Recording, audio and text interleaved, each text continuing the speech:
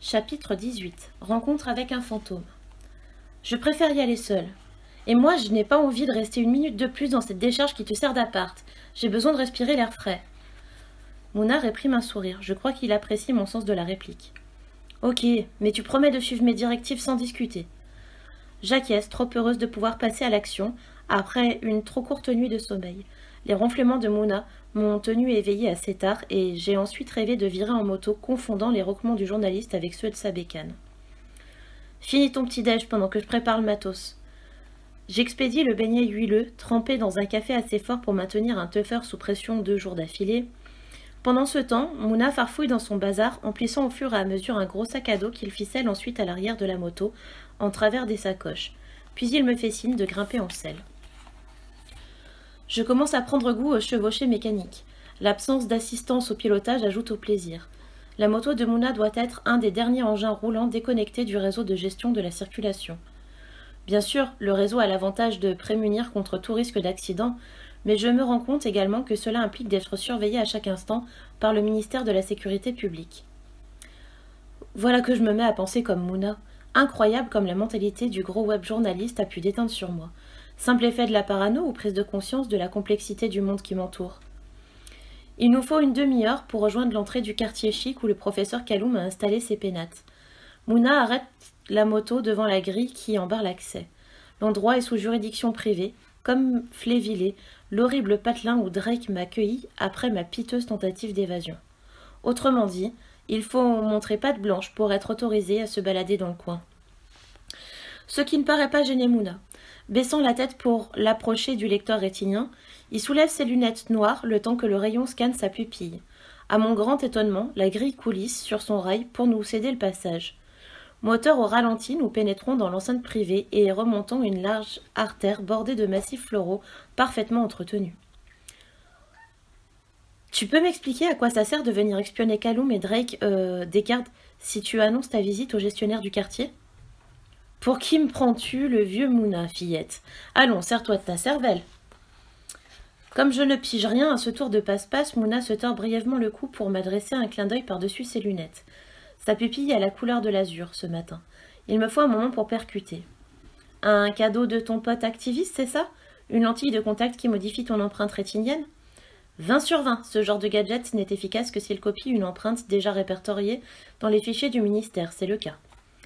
Et que se passe-t-il si le véritable propriétaire de ces yeux-là se fait repérer au même moment par un autre détecteur ? On a alors bigrement intérêt à détaler en 4e vitesse, mais ne t'en fais pas.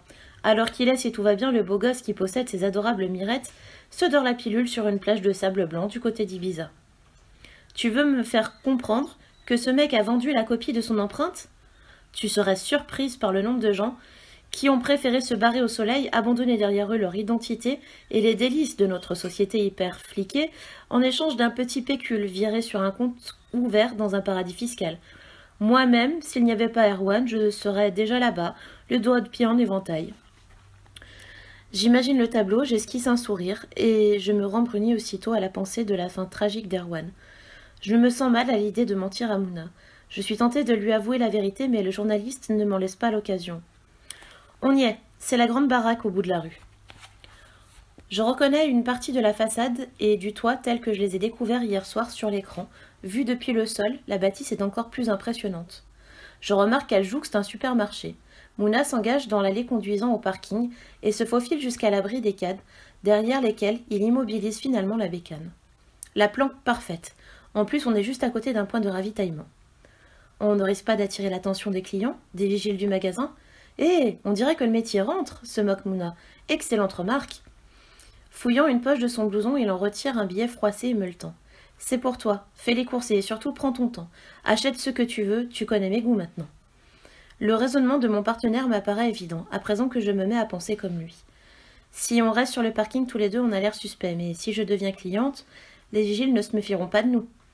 Brillante déduction, Watson. Allez, file, je prends le premier tour de garde.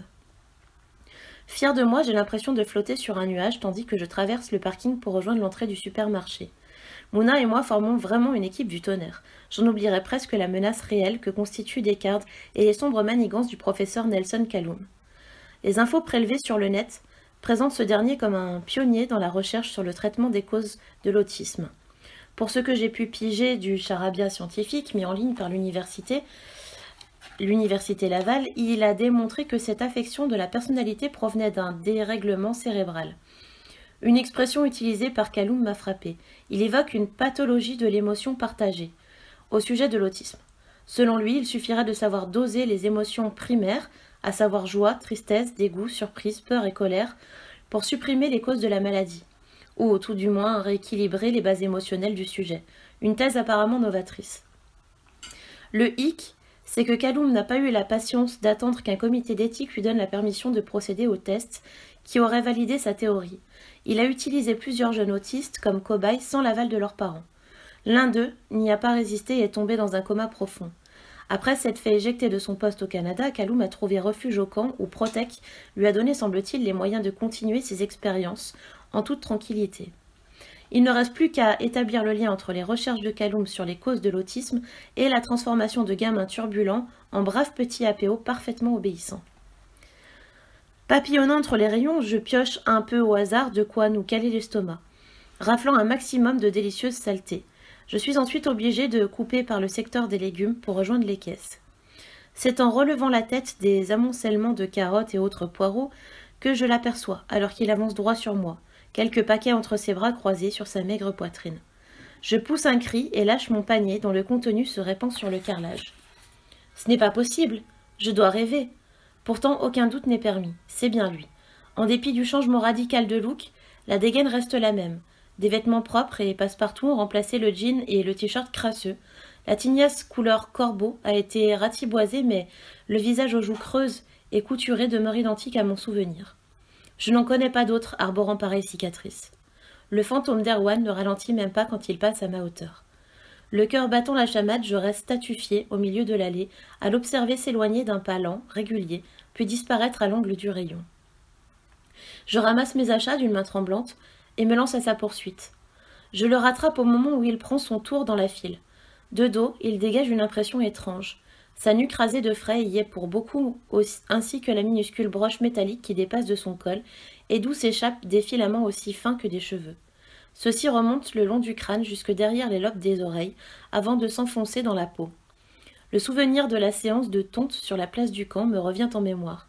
Maintenant je comprends qu'il ne s'agissait pas seulement d'une humiliation publique infligée à ceux qui rejoignent les anciens. Je frémis en songeant aux interventions chirurgicales qui se sont certainement déroulées sous la direction de Calhoun dans le secret du chalet réservé aux APO. Je frôle l'épaule d'Erwan du bout des doigts. Il se retourne tranquillement et m'observe, arborant une expression d'une parfaite neutralité. Je ne dis rien, il ne dit rien, attend que je prenne l'initiative. Je parviens à balbutier. C'est moi, Lou? Tu vas bien? Rien d'original, mais c'est tout ce qui me vient à l'esprit. Je sens les larmes me monter aux yeux. Erwan demeure imperturbable. Aucun muscle sur son visage ne frémit. Aucune lueur ne s'allume au fond des puits ténébreux de son regard. « Avancez, s'il vous plaît. Ne bloquez pas la file », s'impatiente une cliente. Erwan se retourne et franchit le portique de décodage, puis se dirige vers la sortie sans payer. Comme aucune alarme ne résonne, je suppose que la machine a reconnu une empreinte associée à un compte répertorié dans ses fichiers. Celui de Calhoun, certainement, puisqu'il habite le quartier. J'ai un bref moment de panique en me présentant à mon tour dans le portique. Une fois la somme de mes emplettes affichée sur l'écran, je dois glisser le billet de Mouna dans la fente et attendre le retour de la monnaie avant de m'élancer à la poursuite d'Erwan. J'aperçois sa longue silhouette à l'autre bout du parking. Comme je l'avais prévu, il se dirige vers la propriété du scientifique, dont le portail s'en trouve automatiquement à son approche. Je me précipite alors vers l'abri des cadres pour rapporter l'incroyable nouvelle à Mouna. Mais là, une autre surprise m'attend. Plus de moto, plus de Mouna.